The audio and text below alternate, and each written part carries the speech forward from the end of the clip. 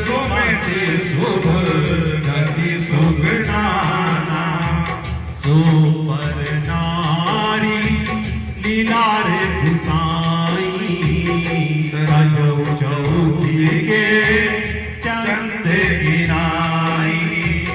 ये जो गणेश भगवान बैठे हुए हैं ये इसी चौपाई की वजह से बैठे हुए हैं।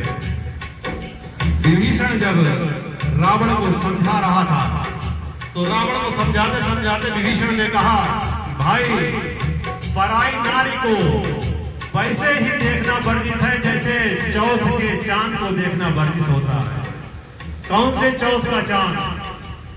जो अभी चतुर्थी निकल के गई है, भाद्रपद माह के शुक्ल पक्ष की चतुर्थी तिथि। उसका क्या कारण है? उसका कारण यह है कि लोग कहते हैं कि उस चांद को देखने से व्यक्ति को मिथ्या दोष का सामना करना पड़ता है, अर्थात जो कर्म उसने नहीं किया है, जो पाप उसने नहीं किया है, उसका भी दोष उसको लगता है।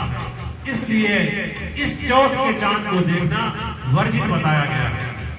इसके लिए कथा थी, जब भगवान कृष्ण जरासंध की वजह से द्वारिका को समुद्र के टापू में द्वारिकापुरी बना के रहने लगे और सभी यादव कुल के लोगों को वहां पे बसा लिया, तो वहां पे सत्राजित यादव नाम का एक नागरिक था। उसने सूर्य भगवान की तपस्या की। सूर्य भगवान ने प्रसन्न होकर उसको सेमंतक मणि दी, जो कि सूर्य के समान ही चमकती थी, और नित्य अपने भार से 8 गुना सोना वो मणि प्रदान करती थी। जब सत्राजित उस मणि को लेकर अपने घर आया तो लोगों ने देखा कि भगवान सूर्य की भांति उसके गले में वो मणि चमक रही है। सारी बात जब भगवान कृष्ण के कानों तक पहुंची तो कृष्ण भगवान ने समझाया कि सत्राजित इस मणि को आप राजा उग्रसेन को दे दीजिए, और जो सोना जो मणि देगी वो आपको निरंतर मिलता रहेगा। ये मणि राजा के पास ही होनी चाहिए। सत्राजित ने वो मणि भगवान कृष्ण के कहने पर उग्रसेन को ना देकर अपने भाई प्रसेनजित को दे दी। एक दिन प्रसेनजित घोड़े पर सवार होकर शिकार को गया। मणि उसके गले में पड़ी हुई थी। शेर ने उस चमकदार मणि को देखकर प्रसेनजित पर हमला कर दिया और उस मणि को प्रसेनजित को मारकर मणि को छीन ली। शेर उस मणि को लेकर भाग रहा था, तभी रास्ते में जामवंत जी दिखे। जामवंत जी ने उस शेर को मार दिया और वो मणि लेकर जामवंत जी गुफा में चले गए। जामवंत जी ने गुफा में जाके जो उनकी पुत्री थी जामवंत थी, उसको वो मणि दे दी। जब प्रसेनजित वापस नहीं आया तो सत्राजित यादव ने नगर में द्वारका में प्रचार कर दिया कि भगवान कृष्ण ने उस मणि की वजह से हमारे भाई को मार दिया है और वो मणि हमसे ले ली है, जबकि भगवान कृष्ण का कोई अपराध नहीं था। भगवान कृष्ण ने जब इसको सुना तो जो लोग लज्जा के भय से अपने ऊपर ये दोष को मिटाने के लिए वो प्रसेनजित की खोज में जंगल की तरफ गए। जंगल में जाके देखा उन्होंने प्रसेनजित का अध खाया हुआ शव पड़ा हुआ था। शेर के पंजे के निशान थे जो एक गुफा की ओर जा रहे थे। भगवान कृष्ण उस गुफा में चले गए। बाद बाकी जो नागरिक थे वो बाहर ही रहे। गुफा में जामवंत जी को भगवान कृष्ण ने देखा। जामवंत जी ने भगवान कृष्ण को देखा और दोनों एक दूसरे को शत्रु समझ के आपस में युद्ध करने लगे। युद्ध कई दिनों तक अनवरत रूप से चलता रहा, क्योंकि जामवंत बहुत बलवान थे। त्रेता युग में जो जामवंत थे वही जामवंत यहाँ द्वापर नहीं है। जामवंत बहुत बलवान थे।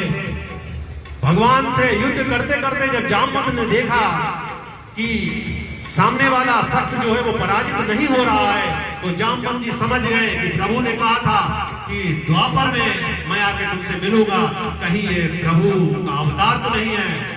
इतना जानते ही जामवंत जी भगवान कृष्ण के चरणों पर गिर पड़े और कहा, प्रभु मुझसे अपराध हो गया, मैं आपको पहचान नहीं पाया।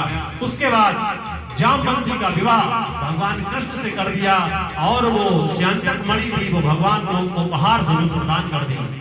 भगवान वापस द्वारकापुरी आए। और वो मणि सत्राजित को फिर दे दी। इस तरीके से वो मिथ्या दोष जो उन पे लगा था वो मिट गया। लेकिन कहानी अभी और बाकी है। सत्राजित उस मणि को अपने पास रखने लगा। उधर दो राक्षस थे, शतधन्वा और अक्रूर, जो उस मणि को हासिल करना चाहते थे, लेकिन भगवान कृष्ण की वजह से वो उसको हासिल नहीं कर पा रहे थे। एक दिन भगवान कृष्ण इंद्रप्रस्थ की ओर किसी कार्यवश गए तो शतधन्वा राक्षस ने सत्राजित को मारकर वो मणि छीन ली और लेकर भाग गया और जाकर अक्रूर को दे दी। भगवान ने समझा, लोगों ने जो देखा तो शतधन्वा के पास ही मणि होनी चाहिए। भगवान बलराम जी के साथ शतधन्वा की खोज में फिर निकले उस मणि के लिए। इस बार भगवान के साथ में उनके भाई बलराम भी थे। शतधन्वा जब मिला तो भगवान से उसका युद्ध हुआ, भगवान ने उसको मारा, लेकिन मणि उसके पास नहीं मिली, क्योंकि मणि उसने अक्रूर को दे दी थी। जब भगवान कृष्ण ने बलराम से कहा कि भाई शतधन्वा को मार तो दिया मगर मणि उसके पास नहीं मिली, तो बलराम ने सोचा कि भाई हमसे झूठ बोल रहे हैं, मणि उन्हीं के पास है। वो नाराज होकर विदर्भ को चले गए। इस तरीके से एक बार फिर भगवान कृष्ण के ऊपर अपने भाई द्वारा मिथ्या दोष लगा कि वो मणि उन्होंने चुरा ली, जबकि उसमें उनका कोई दोष नहीं। भगवान बहुत परेशान हुए। उधर से नारद मुनि निकले। उन्होंने नारद जी से पूछा कि मुनिवर, क्यों बार बार मिथ्या दोष का अपराध मेरे ऊपर लग रहा है? तो भगवान ने कहा कि आपने भूलवश भाद्रपद शुक्ल के चतुर्थी का चांद देख लिया था, इस वजह से आप पर बार बार मिथ्या दोष लग रहा है। भगवान ने कहा कि चतुर्थी के चांद में ऐसा क्या दोष है? तो नारद मुनि ने कहा कि चंद्रमा ने अपनी सुंदरता के अभिमान से, अपने सुंदरता की दम्भ में एक बार गणेश जी के इस विग्रह को, इस स्वरूप को देखकर हंस दिया था। तो भगवान गणेश ने उसको श्राप दे दिया था कि तुमको जो कोई भी देखेगा उस पर मिथ्या दोष का अपराध लगेगा। तो प्रभु आप भगवान गणेश की आराधना करें, तत्पश्चात आप पर मिथ्या दोष नहीं लगेगा। इसी वजह से गणेश चतुर्थी के दिन भगवान